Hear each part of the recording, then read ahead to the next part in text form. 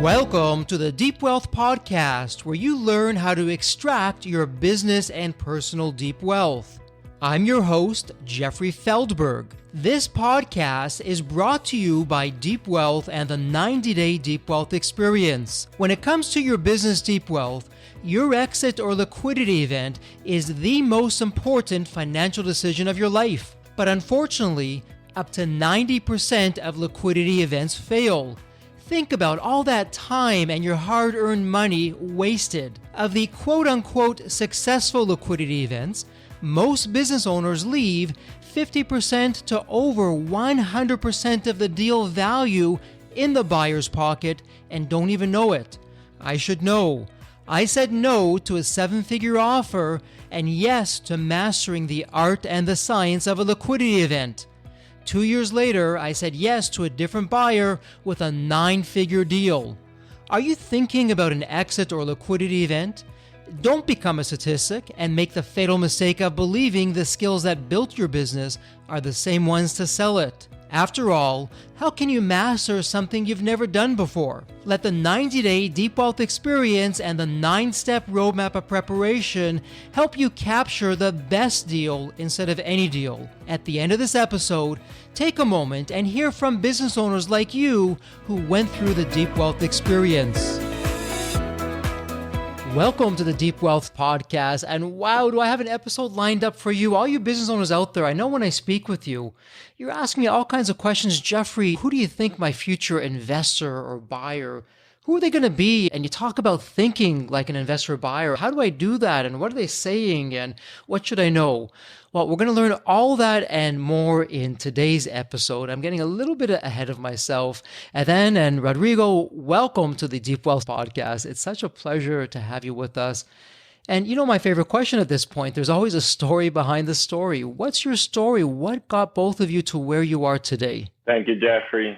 Appreciate being here. Thank you for your time. On our story, I'll start with mine and then Adan can take the mic. Originally from Caracas, Venezuela, northernmost country in South America. Lived in Switzerland for a couple of years growing up, and then went to Bentley College, which is a little bit outside of Boston, Massachusetts. Got my undergrad degree, and after graduation, went to work at a company in Florida, distribution of high-tech medical devices with operations in 6 countries in Latin America. Learned a ton, rose quickly through the ranks there. Really grateful for my time there. It was a great experience. We bought a few companies, sold a few companies while I worked, with the most significant transaction being a divestiture we did of our Colombian operations to a large British multinational. Although I had a great career there, I always had an entrepreneurial bug. Tried to start on my own a couple of times, but had the realization that to be successful, I had to do it 100%. And that's when I decided, after a few years, I decided that was the path for me. So left my job, tried to couple my exit with an MBA that would help me really refine this idea of what's next for me. Ended up going to Kellogg, which is where I met Adan, and always had this idea that I wanted to start something. In my head, it was, my skills were more geared towards managing people and processes, rather than being a founder and starting from scratch. So that led me to this realization of maybe I can go and buy a business and run it and operate it and grow it, which is where my skill set was. So very early on, Adan and I connected around that same idea while at Kellogg, and the rest is history. We went out to raise a little fund, and we went out to the races. And today we are 1 year into our search, and we've been looking at a variety of sectors. And I'll stop there. We'll get into what Lionfield is, but maybe I'll let Adan jump in with his background. Terrific. And then what's your story? What got you to where you are today? We'd love to hear that. Hearing Rodrigo makes me wish I had prepared a little bit better. Jeffrey, so on the personal side, I grew up in a medium-sized town in northwest Mexico, Hermosillo, which is a 3-hour drive to Tucson. So I grew up going through the border a lot, going for groceries on Sundays, coming back at the same day, that type of stuff. Very modest family, a family of 5, hardworking people. And for them, education was the theme. So through hard work and educational focus, I guess, they were able to put me on a Catholic school, which was the best school there. I got intimately involved, became a missionary, which sort of unrelated to us being buying firm, but it does speak to the principal focus that we put on. Became a missionary. It gave me access to a full ride scholarship at one of the best business schools down there. And I mention all of this because I ended up studying in Canada for a bit through some sort of relationship to that scholarship. So once I was in Canada, I had a phenomenal class on mergers and acquisitions. And I became infatuated with the topic. And I did this at the University of Alberta, by the way. And this whole thing about M&A, I thought it was fascinating. And it didn't really happen a lot on emerging markets, primarily at the time in Mexico. Sure, you heard about all this big deals with Pemex and whatnot, but medium, small deals was just a thing that happens in developed economies. So came back to Mexico from Canada, begged every single professional services firm to give me a job in M&A, and ended up working at PwC, but I was on the bench. They had no deal flow whatsoever. So I had a lot of free time and kept looking, ended up working for a Washington, D.C. firm that at the time, they were doing a lot of M&A work for U.S.-based clients, doing all kinds of transactions. Loved it. Had a very fun time at the firm there. I always felt like I was just on the sidelines. It was fun, very sophisticated work with a lot of sophisticated people, but I literally didn't really enjoy just seeing the movie happen in front of me. I wanted to be in the movie badly. And I had no money to trigger one of these acquisitions. So I always kept thinking, how can I make this happen? And oh, by the way, I was representing buyers and sellers. And I kept thinking, geez, and I could be one of the buyers and I could do it better. Long story short, somewhere along the way, I ended up stumbling upon this model of raising a small fund and enabling an acquisition, which we'll tell you a little bit more.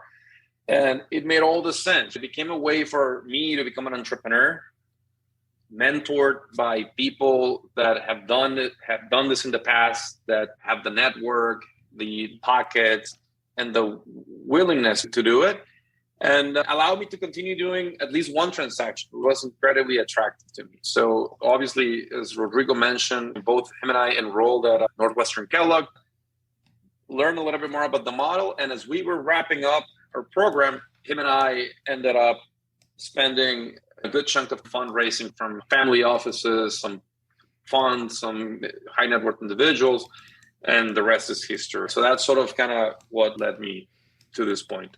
Both of you have such a varied past, but it just all works and it came together. I'm wondering, when you formed Lionfield Capital, obviously you were looking around, you saw some things you liked, you saw some things that you didn't like, but you saw a gap in the marketplace that you said, okay, you know what, this isn't really being done. We're going to do this better than anybody else. What was that? What were you seeing and what was missing out there that spurred you into action? From my end, my answer does stem from that time as in the M&A world. I kept seeing phenomenal businesses on the smaller end, businesses under 50 million in transaction value or 30 or whatever. I kept interacting with owners. What in particular comes to mind, 80-year-old gentleman had Alzheimer. His kids, they wanted to be musicians and poets. All of them had money. None of them had interest in managing a fertilizer manufacturing and service provider. It was an excellent business, very high margins, very sticky customer base. Because of the size, it was around 20 million in revenue. Some private equities wanted it. No strategic wanted the business. And the private equities that wanted this business, they were literally making an offer and asking the business owner to stay operating. An 80-year-old guy that had Alzheimer, that shouldn't be driving, he was being asked to stay in the business. And that was the moment that said, Jesus, I want this business. How can I make this happen? And yeah, I think I'll pause there. I think that'll be my answer. And Rodrigo, how about yourself? What were you seeing that you're saying, you know what? I can do this so much better. Adan, let's go. Let's just do this. Yeah, from my perspective, I think I had a great career and I had learned a ton of things. And what I kept seeing was, private equities or strategics would try to come in, replace the owner in the case of strategics, but also replace a lot of the people in the company and integrate that company into a larger organization. And that was not necessarily aligned with what that founder or business owner really needed or wanted for the continuation of his business and his legacy.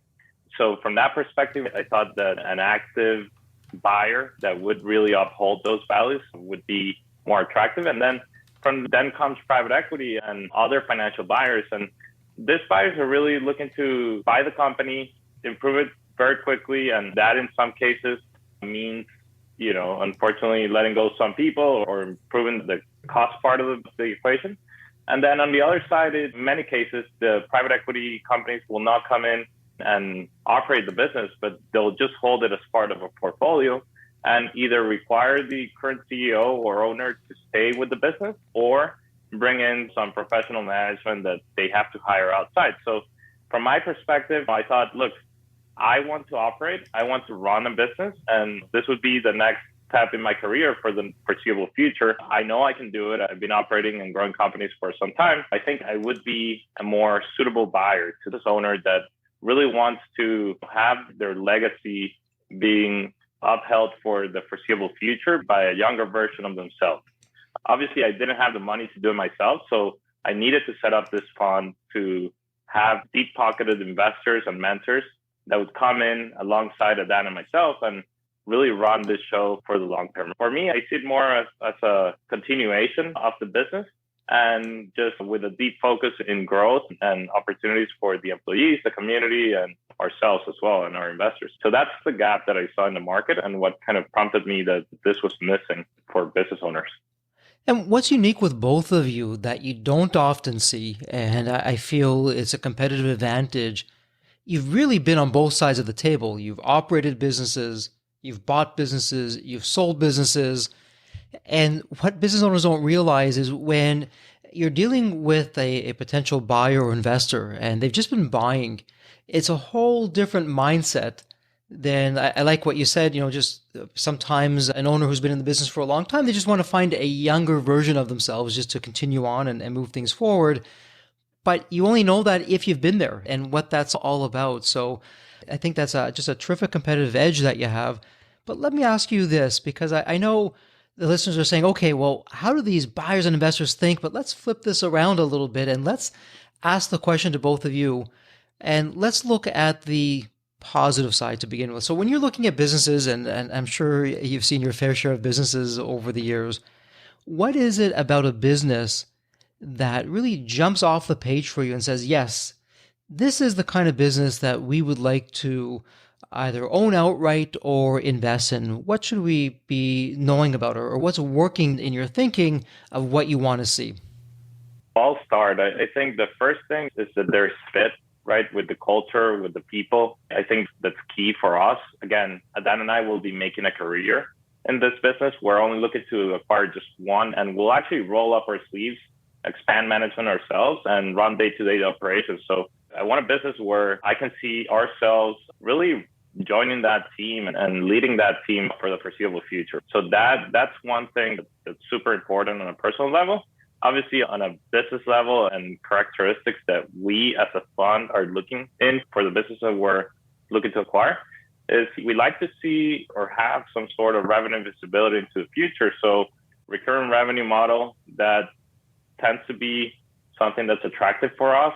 That could be in many different ways. If it's contracted, if it's not, then have some sort of subscription or visibility into revenues. A good growth story is always good. We understand that businesses are not all perfect and we just came out of the COVID pandemic. We're very pragmatic in that sense. If there's not like a perfect line in the history of the business, that's fine. We just want to dig in and understand and work side by side with the business owner to see what was the cost of that and whether it was a one-time event or is there a risk of that happening in the future. And yeah, I think those are the two main criteria that I would point out. I think Adan and I are focused on growth. And again, as I said, growth of the business, growth of the employees, and everyone to have a great outcome at the end. So, we just want to make sure that the business model and the opportunity presents that for everyone involved. And so you've talked about COVID and how you don't have to see a straight line and you understand that things have happened. There's been a whole discussion around that. You even had a new term that came out when the pandemic was in full force, EBITDA that came around. But different buyers, different investors treat it differently. They think about it differently. So when you're looking at a business that said, And some businesses really benefited from the pandemic, but others didn't. And so how are you dealing with that? So when you see on the one hand a business where it just skyrocketed because of the pandemic, or you see a business that just really didn't do well, how do you factor that in? I know every business is different, you're probably going to say, and it's really situational, but is there a general rule of thumb that you can share with us of how you view that? Fortunately, no. We've been trying to apply sound judgment on each opportunity and being very, showing a lot of empathy for whatever happened. I think, in some cases we try to get as much history as possible, try to smooth out whatever happened with COVID. On other cases where the industry is showing a lot of promise, we probably will focus a little bit more on the last 12 months and the forecast of the business. But we've been very open-minded as to the opportunities we've been seeing. And to give you an example, we recently made a lot of progress with a company distributing technological solutions to hotels. So that was severely impacted throughout COVID, although it showed some resilient trends because it had that software component. It was obviously quite impacted. Nonetheless, we proceeded with a lot of interest and intrigue, and that made a big difference to the owner, who he had a lot of pull throughout COVID. Just a lot of buyers were very shy about it. Whereas Rodrigo and myself were like, hey, we get it. Things happen. We're in the middle of a pandemic. We want the business. We believe in the future. So that's one example. We also looked at a logistics business catering to retail. That was also another that him and I did. Although this one in particular, they were handling some final mile deliveries for very large retailers. And evidently, it was impacted throughout COVID. But that was one example where we try to focus a little bit more on the general history of the business, for example, and balance the prospects of it. The other thing that I'll add is, evidently, some sectors have been a little bit more impacted than others. But whatever those businesses that are showing more stronger trends around revenue visibility, needless to say, they were less impacted. So for better or worse, a lot of the businesses we are moving forward with, they show some resiliency. I just want to add, at the end of the day, all those things could be solved for. And I think Adan and I, the way I see it is that we're problem solvers. If an owner needs help, needs to expand management of the company and wants to grow the business alongside us, or an owner wants to step out of the business and either retire into the sunset or has some other personal situation that has triggered the opportunity to sell his business, I think we're problem solvers. And all of these issues, if the business is super cyclical, it's not a deal killer. It's, you can structure around that, and that will effectively be priced into the value of the deal. If it's not, then obviously the business can command higher valuations. But I think my short answer to that is that all those problems or all those negatives could be solved for. And it's just about having a conversation with that business owner, understanding the cost for whatever problems the business has faced in the past and seeing where those could be overcome. Or if there's things that just can't be overcome, like regulatory risk, then so be it. That would just be something that would have to be priced in. And that's the way we see it, I think. You bring up some really valid points, and I want to circle back. You mentioned the word deal killer a moment back.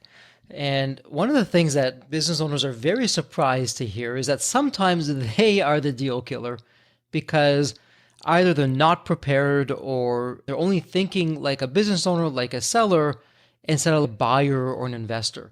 So you spoke about what you like to see in a business that you like to either buy outright or invest in, but let's flip that. When you're looking at businesses, you're analyzing a business and certain characteristics, again, these ones jump off the page, but they're telling you, hey, run as fast as you can in the other direction. This is just not for you. What would be some of the telltale signs that you're seeing of, I don't like what we're seeing here. It's this kind of characteristic or that kind of characteristic. Let's just move on. We'll take a pass. I think we will probably preach to the choir here as to some of the attributes that make it unattractive. Some of the deals that we have passed on have been around customer concentration, low margins, obviously, or industries that are poised to or ceasing to exist, that sort of thing. And obviously, the one that's quite big is just, it's around gut feeling, is if you perceive some sort of shrewd business practices or just where there's something off, with the owner or the way she or he are running the business, for example. So that tends to be a little bit difficult. And that's not to say it's not like we obviously our owners have personal and family expenses. We get that, but it's just sometimes you stumble upon much more aggressive business practices, for example. I think you said it perfectly. I think those are the main ones. And what's interesting about that, when you're looking at the best practices or lack of best practices, but then you said something interesting as well, because you don't hear this a lot, but it's often under the surface. And, thank you for sharing that. It's an instinct. It's a gut feel that something is just off. And a lot of sellers and business owners, what they don't understand is some of them are just under the impression, it's just a spreadsheet. My company is just a value in the spreadsheet. I would love to hear your thoughts on when you're looking at a company and you're determining the value of the company. It was interesting because we had a podcast where we had an evaluator come on, and he said, Jeffrey, for me, when I'm looking at a company, the narrative, 80% of the value of the company depends on the narrative. And it could be a good narrative, it could be a weak narrative.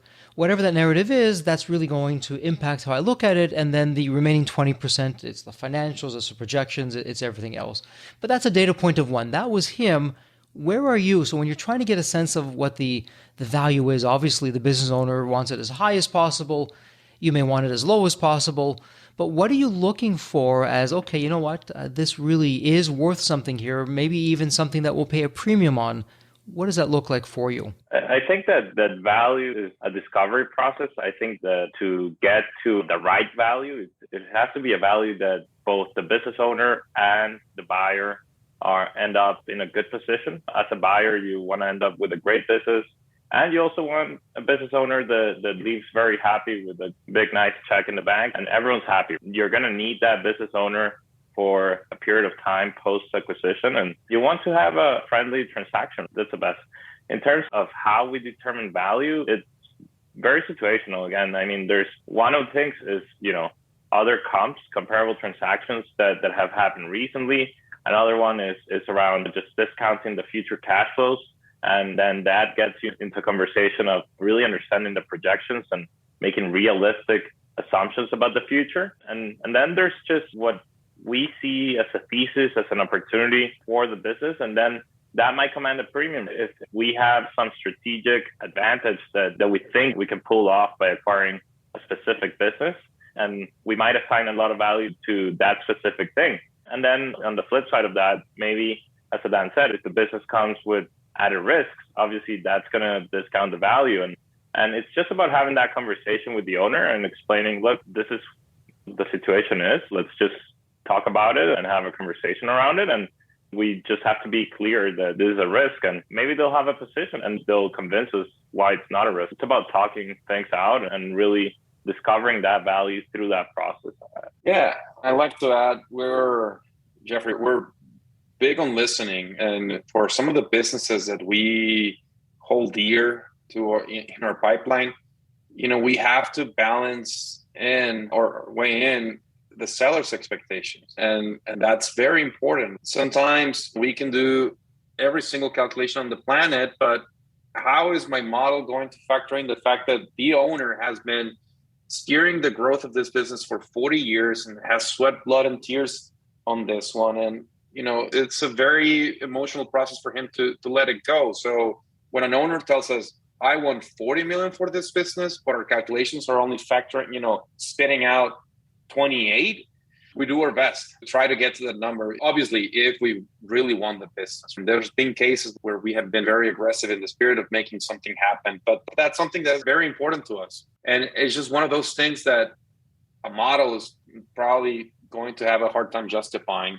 That's not to say we're emotional buyers or we're big on narrative, but I think the context of it tends to be a significant part of our discovery process as well. And in the discovery process, my goodness, we can have an episode just on that, because you hear so many stories, some terrific stories, some stories that aren't so great.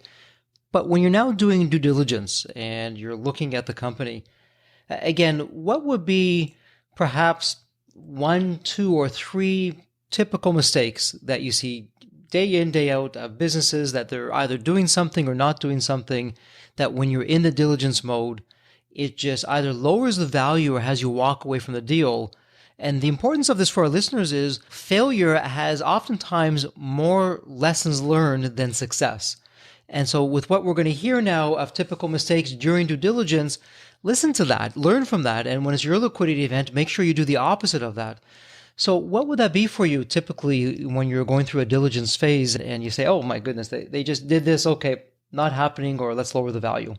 One very fresh example that I have is just when owners are very transparent, when they have the attitude of, here's my information, I'm opening the kimono, feel free to roam around, here's everything that you may need. That just gives you the feeling that, hey, this is a company that is prepared. This is a company that is organized, that they have their stuff and they have nothing to hide. Whereas we've been in many conversations where the owner, and this kind of ties to the gut feeling thing, the owner is just so shy about the information, and not so much because they don't have it, because they're afraid that you're going to disclose it or reveal it or accuse them of something. We couldn't care less if you pay your kids' tuition out of the business, if you pay the country clubs, it's fine. We get it. But if you start being coy about it, it just plants a seed in the buyers that there's something off. And if there's nothing off, it will at least delay the transaction. That'll be one for me. Yeah, and I think just jumping on top of that, because it's related, the way I see diligence is as a confirmation of what has been discovered during pre-diligence. I would say mistakes would be where we find out about things during diligence that were not disclosed prior to diligence, and a deal or deal terms were agreed upon based on certain information. And then around comes the diligence, and you find out things that were not disclosed. And when that happens, undoubtedly that creates some sort of friction, and price has to be adjusted in some cases. In other cases, simply it might be something that goes against what you thought were your key bets when analyzing the deal, right? And then you just have to walk away. But I think it's around that. I think diligence is about verifying the information that was shared earlier in the process. And it's about being honest and having those hard conversations early on, because diligence is not only expensive for us, it's expensive for the seller. The seller is committing a lot of capital, a lot of time, and a lot of resources to getting this deal through the finish line. And it's in their best interest to have those hard conversations early on in the process, in my opinion. And for our listeners out there, I hope you're really paying close attention, because what you heard, it's, as I like to say, it's not gold, it's platinum in terms of the wisdom and the advice coming out of here. And we talk a lot about this, gentlemen, in our 90-day Deep Wealth experience, and it's all around the preparation. And, both of you are absolutely right. When a business owner comes to you and says, okay, guys, look, here's my due diligence room. There's a data room. Go at it. Whatever questions you have, we're an open book. It gives you confidence. And I don't think you would disagree with me. I think you'd agree with me when I say that the currency, when it comes to mergers and acquisitions, it's not money, it's trust. And everything that a business owner can do to earn your trust makes the deal process so much easier down the road. And that brings up another question I hear a lot from business owners. Well, Jeffrey, if I'm completely open with them, but this really bad thing happened on this particular occasion, and I don't really want to tell it to them, because if I tell it to them, they're going to walk away from the table and I've just lost a deal. So what would you say to business owners? And we're all laughing on the call, but in all seriousness, what would you tell a business owner who's thinking those thoughts of, geez, I really want to keep that skeleton in the closet? I think the skeleton will come out eventually. So I honestly think you're better off having that conversation early, and you'd be surprised. Adan and I, as we've shared here in the podcast, we are very understanding, and we're people too. We really intend to have a great outcome for everyone. So having those conversations, I think, actually strengthens the relationship rather than diminishes it. And if for whatever reason that specific situation was a deal killer, it was going to be a deal killer later in the process. So you better get through it before spending too much time and money and efforts. That would be my advice. I love that answer. I mean, it's just get your buyer on the same side of the table as you, the seller, and things will go smoother. And, if you feel like there's a significant haircut coming in, to your valuation, then sellers, try to hone in on the value proposition of your business. If it's just because you lost a contract, then okay, is that all of the value of your business? No. How can you solve around it? But like Rodrigo said, it will come out at some point. If it comes out post-transaction, rest assured there will be some sort of claim. Might as well save all of that effort and headache beforehand. And, just try to be on the same side of the table and things will go smoother. Terrific advice. And it really, again, words for the wise. What you're hearing is whatever you have, it's going to come out anyways. And so that's why preparation is so important. When you take the time to prepare, you can either do one of two things. You can either identify that skeleton and remove it well before a liquidity event, or if you know about that, you can at least disclose that right up front, make no issues about it. Hey, by the way, I just want to let you know you're probably going to find this, and here's why that happened. And I would even go on to say, and both of you can tell me what you think, if a business owner comes to you and says, hey, look, we really failed. We tried expanding internationally a couple of years ago. We lost money, and when we reviewed why we failed, it was simple. We didn't give it enough capital, and we really lacked the experience. But you have the capital, you have the experience, we've researched your company, and we feel this would be a perfect fit for you. How do you interpret that when you're hearing a buyer being, number one, vulnerable, and then number two, sharing those things with you? I think it's about analyzing that specific event and making sure, one, if that's our thesis, because maybe we can come in with a different thesis around the business, and maybe expanding international was not our initial idea. But if our thesis is around that same kind of go-to-market that the owner had, and that same strategy, then it would be about confirming that. And that would just become part of our key bets, as I said before, the things that we need to confirm. And honestly, I'd rather they share it early so that we can really go deep into those things that are important. And if they're important for the business owner who's had a pulse of the business for a very long time, then I'm pretty sure they're going to be important for us as buyers coming into the deal. So I think, again, just sitting on the same side of the table, discussing it and solving for that, I think that's the best approach. I loved your question. I think it speaks to the vulnerability of the seller. But beyond that, it's a phenomenal and smart way of the seller to get additional people working on the problem.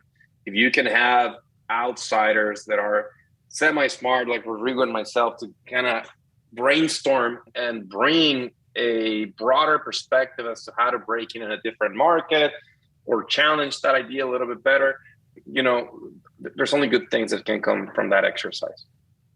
By the way, I'll jump on top of that. I think that's critical. I think that when business owners go through this process, they end up, even if that transaction doesn't happen, the business ends up in a better standing because of those conversations that they had. So I think that adds value in any case. Yeah, I definitely agree. And there's power behind vulnerability, and there's even more power behind preparation. And I know we're going to start to wrap things up here momentarily, but before we do that, for our listeners out there, some of them are saying, okay, you know what, guys, I'm just getting barraged by all kinds of calls from firms like yourself and different buyers and private equity, and it's just so confusing to me. What's different about you? Why you? What would you say to the listener who's thinking that and they're saying, I kind of like what I'm hearing here, but what's different about you that should really move the dial for me? I think sellers nowadays have a variety of options. We really are better positioned to those sellers that are really looking to bring in renewed management.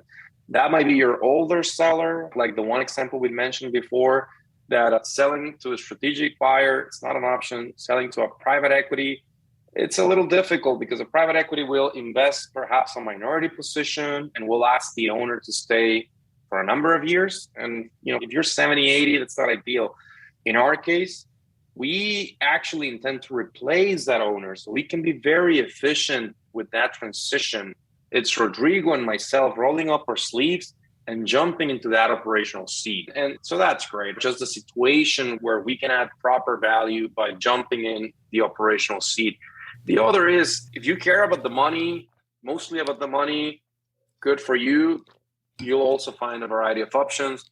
Rodrigo and I, money is great. We're not bargain hunters. We're looking to do a great deal at a great price if it comes to that. But we hone in a lot on principles and values is what united this partnership. And we like to consider ourselves principle-based executives. And we're looking for those type of companies that care about who's going to be the next torch holder of the business, that care about the future buyer treating their employee base and customers, those kind of things. Those are the things that keeps us up at night. And we wish that our seller is aligned with us on that. Yeah, I'll also add that really one thing that I think sets us apart from other buyers that are approaching that seller is that we can really do a large transaction with the group that we have, but as opposed to many other buyers, we actually intend to operate. The owner gets to sell and exit the business while preserving the culture of the company and preserving his legacy and what he has built or he or she has built over the years. So I think that really differentiates us from other financial or strategic buyers in the market. Well, I really like that and how you're focusing on really continuing what would be a legacy for a buyer who may not be directly involved at this point, but the business is continuing and there's a lot of value and really a lot to be said for that, just the importance of that. Well, gentlemen, we could go on and on. I have more questions than we have time itself, but we're starting to bump up against some time here. So let me ask you this as we begin to wrap up the episode, and it's one of my favorite questions. I'd like you to think about the movie Back to the Future. And in the movie, you have that magical DeLorean car that can take you back to any point in time. So imagine now it's tomorrow morning, you look out your window, and there it is, the DeLorean car. It's not only sitting there, but the door is open and is waiting for you to hop on in. So you now go into the car and you can go into any point in time. Perhaps you'll go back to yourself as a young child or a teenager, whatever the point would be. What would you be telling your younger self in terms of life wisdom or lessons learned or, hey, do this, but don't do that? What would that sound like for you? So I'll take a stab at it first. On a personal level, I can think of a few moments in time that I would love to go back and spend more time with loved ones that we've lost. But from a career standpoint and more in the scope of this episode, something I typically tell our interns here at Lionfield and the people that work with us is that, I wish I'd been more intentional about when I was younger. I would go back to probably my freshman year in college and tell myself to think longer term and figure out where I want to be professionally in 5, 10, 20 years from now. And then work back from that and see what skills I need to learn and how I should plan my career, to hit those milestones earlier. The reason I say this is because I'm really happy where I'm at today. And in a way, I think the different experiences I had led me to this, but I think I could have also gotten to this stage a little sooner. So that would be my answer there. You really got me thinking. But I think on a personal side, I think I will go back to my time as a permanent missionary. I think extremely fondly of that. And it really created the foundation for a lot that happens in my life, personally and professionally.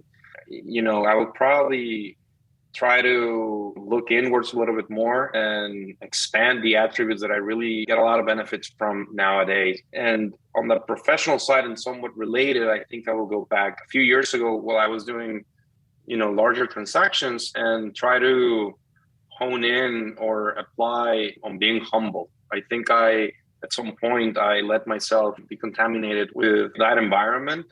And I ended up kind of shutting down that missionary portion of my life that it's everything for me, really. So I think similarly to Rodrigo, I think it slowed me down. Now that I'm in a different position, that I shunned all of that, I get to move a little bit faster just because I don't have that noise around me. I don't know if that makes sense. Well, some terrific advice from both of you. And go figure from someone who's doing missionary work to later on becoming just on the whole mergers and acquisitions and buyer side and just your backgrounds, but it works and that's your story. Well, gentlemen, as we begin to wrap this up, one other question for you. If somebody would like to find you online, what would be the best place for them? I would say our website it's honestly the best place to start. It's lionfieldcap.com. And we are always happy to hop on a call. Another way to find us, which is we leverage a lot of links. So either Rodrigo Zuloga on LinkedIn or Adan Sierra, or even looking for Lionfield Capital on LinkedIn, you'll be able to find us. I guess we'll share our emails and with you, Jeffrey, so you can put them in the show notes as well. Terrific. And for our listeners, we'll have all that in the show notes, and it'll be a simple point and click or copy and paste for the email addresses. And why not take them up on a very generous offer to reach out and have a conversation, see where that goes and what that can look like for you. Well, Adan and Rodrigo, thank you so much for taking part of your day and spending it with us here on the Deep Wealth Sell My Business podcast.